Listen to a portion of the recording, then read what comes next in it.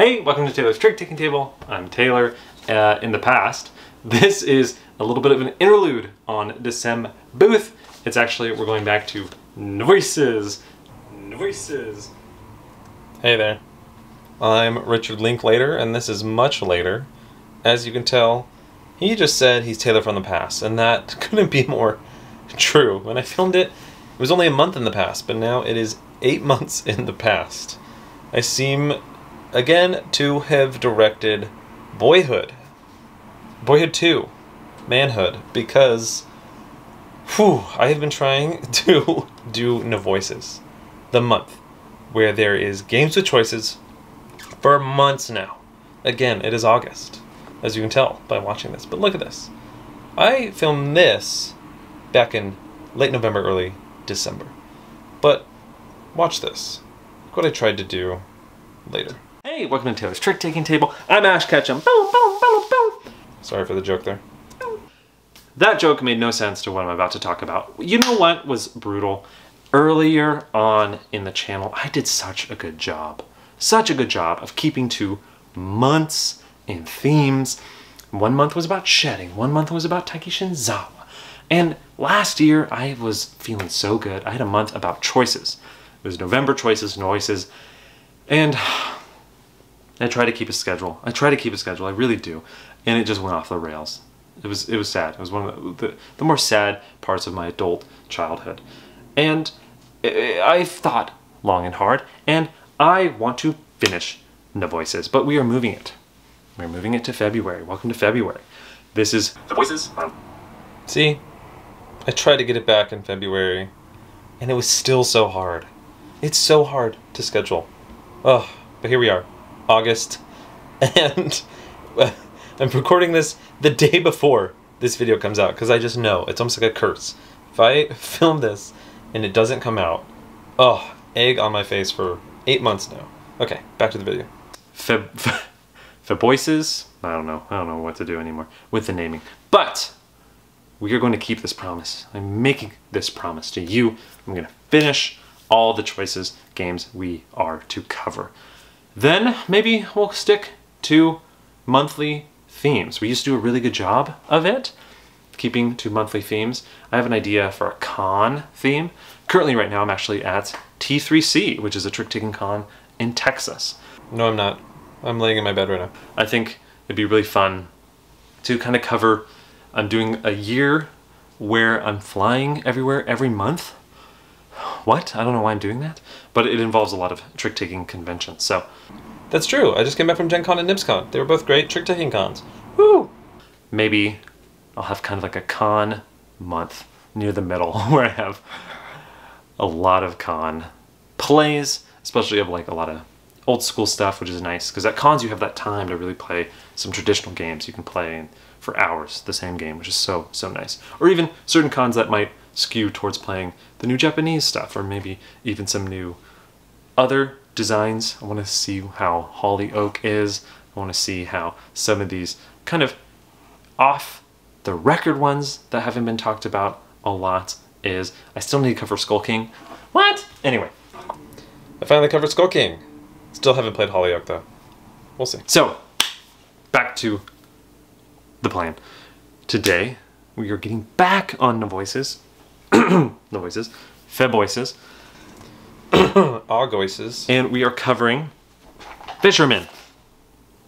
And Angels and Devils. Ooh, that's Trick of Fixer, their other game. We'll do this later. And Angels and Devils. Angels and Devils. They're both by PAX Guild or Master T. Fisherman by, I can't say their name. I know it's PAX Guild. We've covered trick-taking game.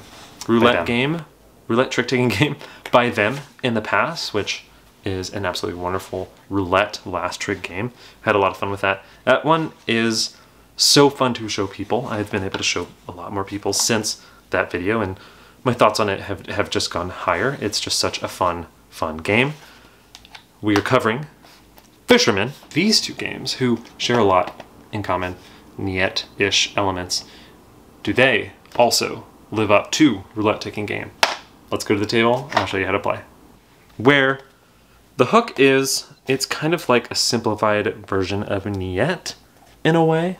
We'll cover some of those rules in the teach coming up. And then Angels and Devils, which I, again, am grabbing Trick of Fixer for some reason. This one is interesting. It's like hearts, but you choose the trump of hearts. So it's an avoidance game, but you choose the trump of the game through like a Niet style bidding. Very interesting. Let's go to the table and I'll teach you how to play Fisherman and Angels and Devils. All right, see you soon. So that's that. Here we go. Please let Augustus work. Augustus? Just anything, please. If I have to film another intro for Angels and Devils and Fishermen, I think I will be sleeping with the Fishermen. Anyway, catch y'all at the table. Bye! The deck in Angels and Devils is a little bit interesting to explain, so please bear with me. There are 5 suits, numbered usually 1 to 10. So these suits over here, these 3 suits with the colors on them are 1 to 10. And then there is a black suit and a white suit, that's 1 to 9, as you can see over here. So there are 3 parts to each card. There's the suit, the rank, and then whether there is an angel or a devil on the card. As you can see here, here's listed all of the blue arrow suit. Since it's one of these 3, it's 1 to 10. And then every even number has a devil on it, and every odd number has an angel on it. Angel, devil, angel, devil. These 2 suits over here that actually just go 1 to 9 are either full angel, like this white wing suit, or full devil, like this black pitchfork suit. That is the deck makeup. I hope that makes sense. Essentially, there's an even-ish mix of angels and devils mixed throughout the game. 3 suits that are 1 to 10 with a good mix, and then 1 to 9 in those 2 other suits. Here we have a game set up for 4 players. So you put a mat out on the board. Depending on the player count, you're going to put all the players' life at a certain number. So at 4, you put it at 30. If you're playing with 3 players, you put all of them at 20. So the goal of the game is to have the highest life when someone else loses all of their life. How you lose life is at the end of a hand, you count up all the devils that you've won in your trick pile, and you lose a life for each devil. So during the deal, because you shuffle up the devil cards differently than the angel cards, you're going to deal 6 devils and 6 angels to each player, depending on the setup. An important part before we get to the trump picking phase, every player actually can look through their hand and discard any 2 cards that they want. So maybe this player right here was like, oh, I don't want those high 10s because they could be trump. I'm going to discard those. So the discards just happen face down. Everyone does it. And then those are out of the round. And then starting to the left of the dealer at 4 or the dealer at 3, you are going to all go around and pick what you don't want trump to be.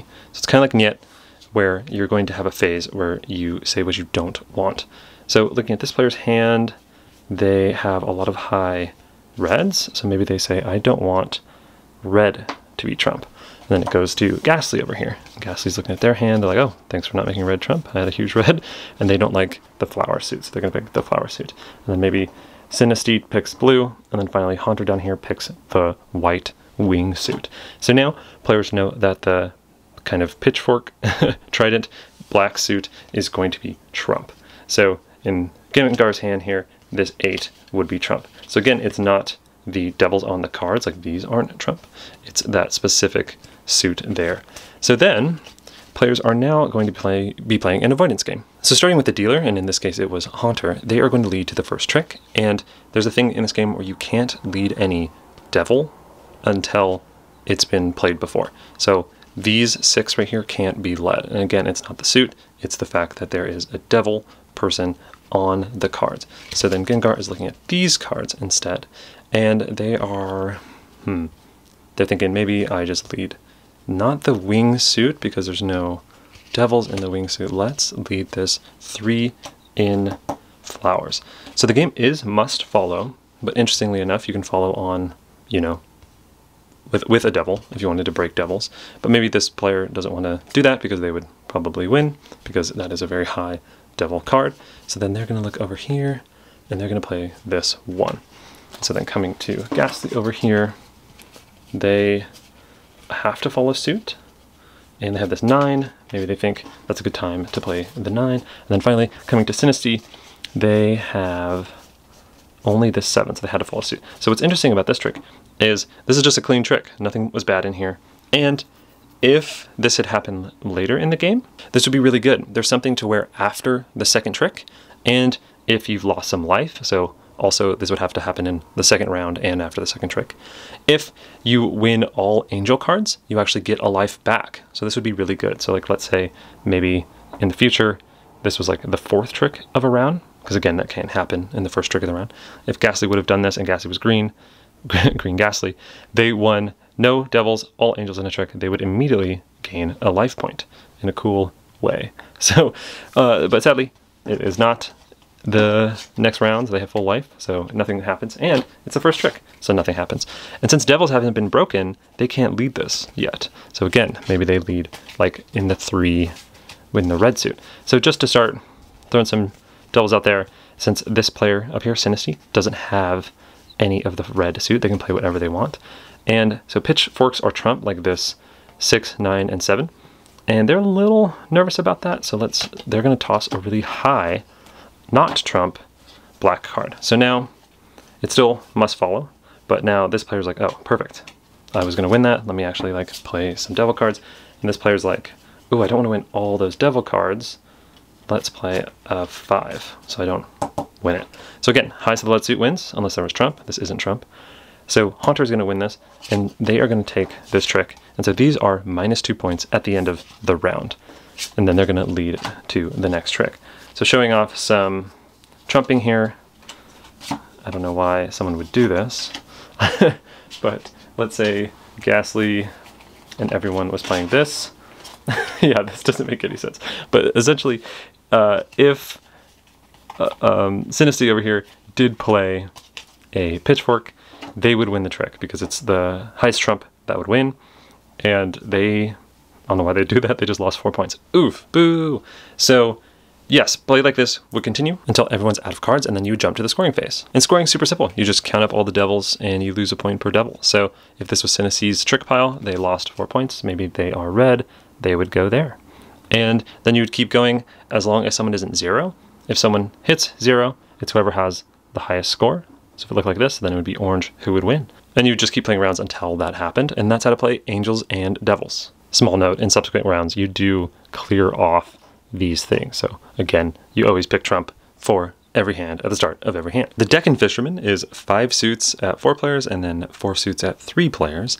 And it is 1 to 10 in increasingly growing fish that hit the camera. Here we have a game of Fisherman set up for 4 players. So no matter the player count, you're going to deal all the cards equally and then cut without seeing any extra cards. Then starting with the start player, let's say it's Omanite here, they are going to go down in order and dictate kind of what hand they're about to play. So say Omanite was looking at their hand here, they have a lot of 8s, they have a high 10, they are going to pick what suit is going to be worth positive points in the trick.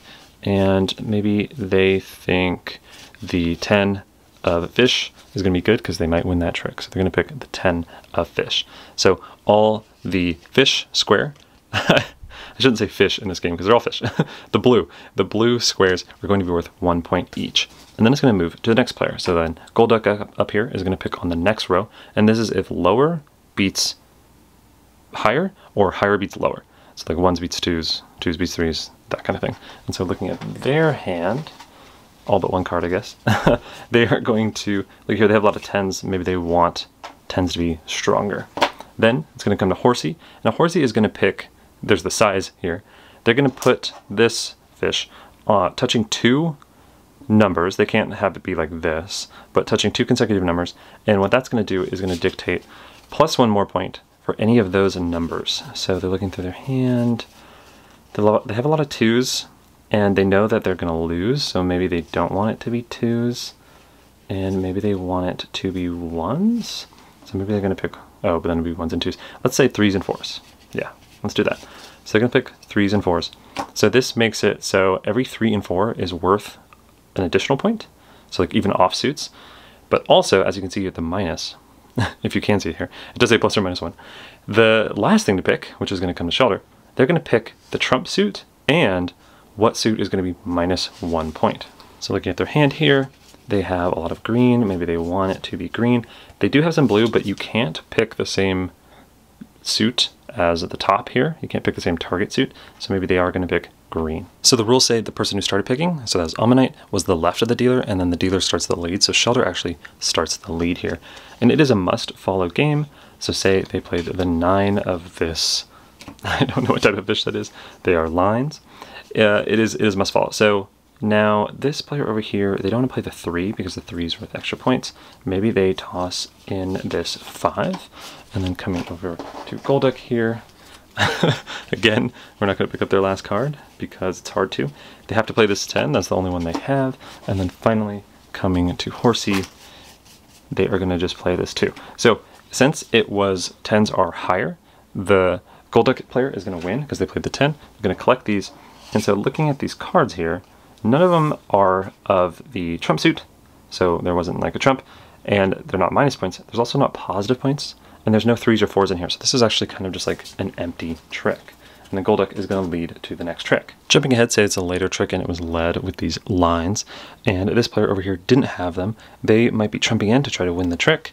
And then coming up to Golduck here, if they also didn't have that, they could maybe throw in this, which is a trump, and it would win, but it is actually below the highest trump, so this is going to win over here. And it's actually going to be -1 point because it's, or -2 points, because it's the 4 in the bad suit. So this is -1 point. This is going to be -2 points. So this is rough for Shelter here. So that's pretty much the gameplay. If in a different round, if it was like this, where the fish was over here and 1s were higher, I think that makes sense, where just 1s would beat 2s, you know? So like this would be the strongest card in trump as opposed to the 10. And then players just play until all the cards are out of their hand, and then they score. Let's jump ahead to scoring. Jumping ahead and just looking at Shelter's 1 tricks, you take out all the ones that don't really matter. So these are of not the +1 suit or the -1 suit, and all of them don't have any 3s or 4s. So those are just worth 0 points. And then you get a point for each non-important suit that is in 3 or 4. So those are worth a point each. Then any blues, any of the target suit is also worth a point, so that's 3 points. And then you lose a point for every trump, so 1, 2, 3, 4, 5, so -5, +3, and then also you lose another point for any 3s or 4s in the bad trump suit, so another -1. So oof, this player over here lost 3 points. So this player here is at -3 points. And what's important is you actually are comparing your score to everyone around the table. So let's say Shelter got -3, Ammonite got 2, Golduck got 4, and Horsey got 5. You actually look at the ranking of people, and you are going to pass out awards for how well they did. So in a 4-player game, there doesn't go, no, not everyone gets an award, so Shelter wouldn't get one. But let's say Ammonite did 2, and then again, Gengar, or Golduck did 4, and then Horsey did 5 or whatever. You actually hand out these trophies to 1st, 2nd, and 3rd, and on the trophies are a certain number of stars. And so they actually, you don't take the points that you made. So like Shelter doesn't get -3, they just get 0 of these star points. So you actually kind of, it's a little bit more lenient than the game could be by using this scoring system. But essentially it's a scoring system where you just say, you find out who did 1st, 2nd, and 3rd, and then you get these match points. So then at the end of the game, because you're going to play rounds per player, you're going to count up these match points and see who did the best. So maybe in the 2nd round, Ammonite did this, Shelter got 2nd, and then Gengar got 3rd. So then currently it would be Ammonite who's winning because they got a total of 6 stars over the first 2 rounds, 4, 5, and then 3. So yeah, you just will play kind of match scoring in a way. And then whoever has the most of these stars at the very end of rounds per player is the winner. So that is Fisherman and Angels and Devils. Let's talk about Fisherman first. I love the cover, by the way. In fact, both boxes are always fun. I like the production on this. It seems like they had kind of an interesting mix of really good production and kind of like production on roulette taking game. But when there's kind of less components and there's only really cards and then this nice board of sorts, which is almost like the glass cleaning, like microfiber, if that's the right word, material, that the productions are great. And I love the cards. Oh my gosh. They have done such a good job on Fisherman, especially with the humor. And it's so subtle humor, just the fact that the fish is the same fish. It just gets bigger and bigger and bigger until it like hits the camera. kills me. It's so funny, especially like with these goofy faces as they are zoomed way too close for comfort. And this is a nice touch, like the little fish meeples and the overall kind of vibe of the game. The fishy little thing is cute. It's nice. I think overall there's some stuff to like about Fisherman, but genuinely I would say I was more disappointed with this one than liked it. So first off, I think, again, suits production, great. I think the match scoring is clever and smart. It's nice. I like match scoring generally, and I think it's implemented nicely here. I think, and I know that technically everyone gets the same position equally, because if you play 4 people, 4 rounds, there will always be someone to declare, you know, the top part, the middle part, the bottom part, and the last part. It does feel like whoever gets that last choice radically changes the whole hand. So Niet did it really well. You're voting on what you don't want, and so it feels like you have a say in every row, and you can choose whatever row you vote on. And it has this nice feeling of agency and input into the hand. I talked about this with Stickt oder Nicht, where that was kind of the failing, I thought, a little bit, if there was one, of that game is, since 2 people choose, it feels like the other 2 people are kind of at the whims of that. And this is almost the worst of both worlds. So instead of not giving 2 people choice, they give them the choice that almost like bites them, piranha bites them, later. So for example, you will pick, oh, what's the positive points, or whether you want high or low to be good, or, you know, which 2 numbers you want to be super good or super bad or whatever. But then the last person comes around and it's just like, boom, this is Trump, and that radically changes so many things. So it's tough because earlier on people are like voting on some stuff, but like especially like high or low, or like what's super good and what's super bad, but it's almost at the whims of the last person. The last person changes so much. So it feels like it's almost the worst part of Stickt oder Nicht, where one person or like a couple people, or, you know, not everyone, has too strong of a say in what the hand is playing. And then the other part that was a little bit in Niet is where you feel like you are doing something or adding to something, but in the end you're kind of not, or it's kind of worthless or pointless. So oftentimes when I picked this one for sure, and then this one for sure, this top one felt a little bit of agency for sure, especially because you can block what could be Trump, so it's almost like you're saying no to a certain suit as Trump. Overall, the top 3 felt like I would make the decision and the last person would come through, change it, and I was just like, okay, I guess we're playing a hand now that, even though I thought I was doing something where I was making like 1 stronger than 2s and 3s and 4s and 5s, the fact that this is Trump now actually like makes my hand horrible, and it just moves everything around in a way like I couldn't anticipate and didn't expect, and like I guess I always expected it because it always just went against what I wanted. But so it feels like a game where 3/4 of the time you are picking something that gets turned on its head later. So I'll pick that 10s are strongest, but then I don't want them to be because you picked a Trump that I didn't like. Or I want 3s and 4s to be important, but then the 3s and 4s that I wanted to be important ended up being Trumps, and they're really bad important. So it just felt like I would make decisions that people later in the decision-making phase would overwrite and nullify, and I was just like, why did I make the decision in the first place then? So that's always tough, when you make decisions and then the game makes it so you feel like your decisions were pointless. Not the biggest fan of Fisherman. Again, nice cards. Overall, okay vibe, but I think the choices wasn't very satisfying, or felt impactful, and not very interesting in the long run. On to Angels and Devils, which I liked a lot more. Had to change the battery there, sorry. Angels and Demons. So I like it, definitely, like it a lot more. I think it's cool that you're really only choosing one thing. It's almost like Niet hyper-focused on the Trump suit, which is really slick. And also an avoidance game, a super clean, simple one. So it's almost like Hearts in Niet? Hearts meets Niet? What's Niet to like? I think it is cool. So you're, again, it's not choosing what you want like in Fisherman or Sticked or Nicked. It's choosing what you don't want, which feels like a fun community way to say, I have a little bit of input on this. And the fact that it's all trump, you don't have those wasted categories. You don't have those wasted moments. It doesn't take too long. This is super quick. So the decision phase is super, super, super quick. I do like overall how the game plays. I think there are a little bit of fiddly rules, a little bit of moments, but overall some good stuff. So I like it more at 3 than I do at 4, because at 3 you get more of those all white angel tricks which give people life. So that's always nice. It has those fun like moments. At 4, in 4 rounds of it, like in one game at 4, on average it would happen maybe once or twice maybe, which was cool, but like when you're only getting 1 life and usually you lose a fair amount of life, like 1 life wasn't really like making or break it in the game.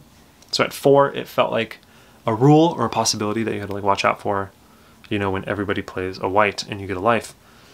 That just didn't really happen much, especially when you don't get it the first trick and you don't get it any in like the first round because you have to have lost life to get life. It felt like it was really mainly an interesting rule at 3. And so to have a rule that's a little fiddly at 4 and like unimportant at 4, it felt like eh. So I like 3 for this. Also, I think getting double say is cool, and then you feel powerful. Even though again, like at 4, I do think I like the Niet phase maybe a little bit more at 4 because it felt balanced, like everyone had a say in it. The other thing that I felt was like, a little fiddly, was the fact that, like, I get why it's in there, it's just a little bit funny.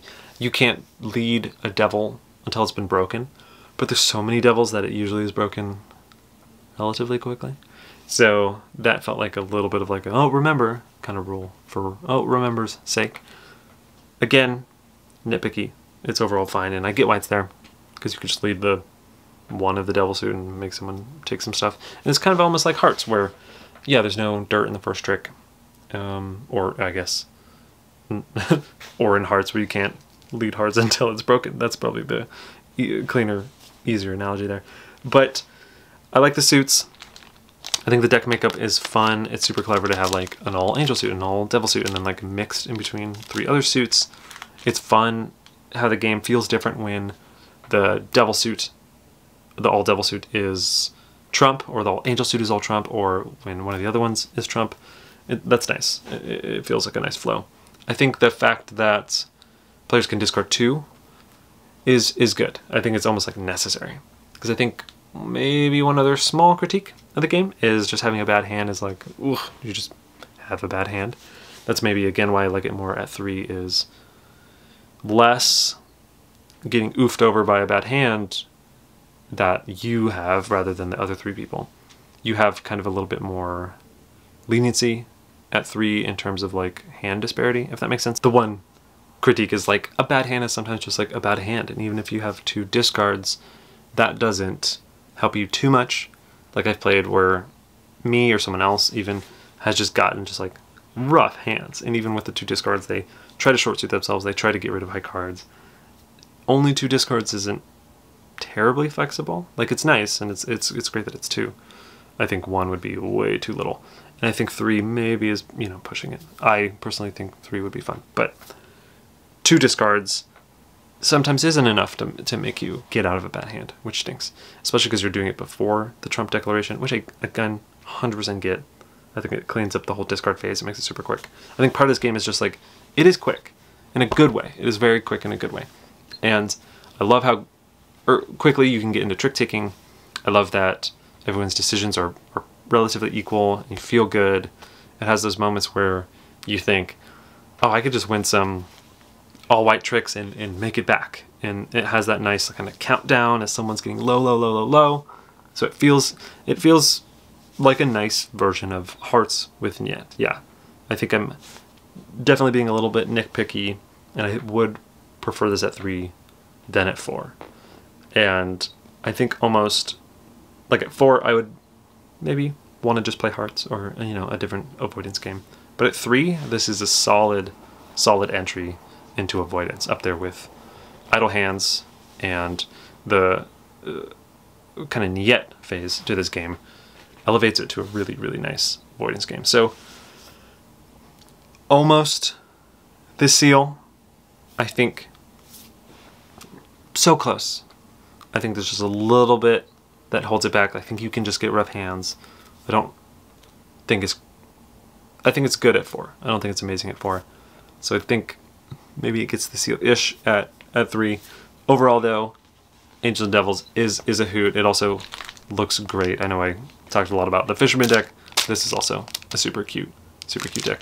The art is kind of, you know, simple and minimalistic and cute, and it feels that's kind of what the game is also. So it's nice. The whole package is a great job. So definitely recommend Angels and Devils. I think it is a good time. And that is the PAX Guild's Niet-ish roundup. Thanks so much for watching.